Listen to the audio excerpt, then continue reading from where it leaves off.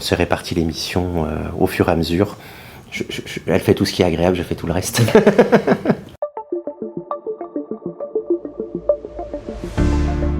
Je pense il y a beaucoup de choses à faire au barreau de Versailles. On a un barreau qui est très dynamique, il y a 900 personnes et il y a une volonté au sein du barreau de dynamiser tout ce qui est droit des affaires et aussi de travailler sur la confraternité et sur le fait que le barreau puisse vivre ensemble. On a besoin de renforcer les liens, d'être plus solidaires et donc de développer aussi l'économie pour que tout le monde se porte mieux.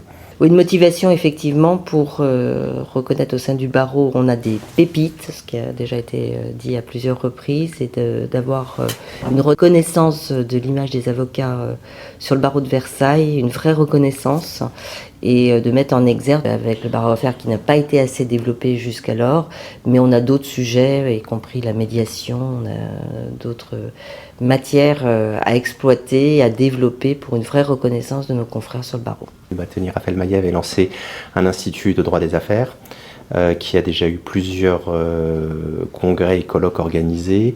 Nous allons renforcer tous les liens avec la CCI, avec toutes les fédérations, syndicats patronaux et tout le monde de l'entreprise.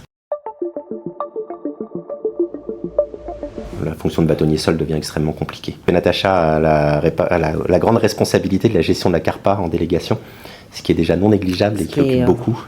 Avant, c'était le bâtonnier qui gérait tout, et donc maintenant, il y a un président délégué CARPA et président de la CARPA. Vu les obligations de lutte contre le blanchiment, de contrôle de maniement de fonds, il y a besoin maintenant d'un temps plein. Et c'est pour ça aussi qu'il faut être deux. On se répartit au jour le jour. Au quotidien, ça fait déjà 4 ans qu'on travaille ensemble au sein du Conseil de l'Ordre. Donc, on s'est réparti les missions au fur et à mesure. Elle fait tout ce qui est agréable, je fais tout le reste.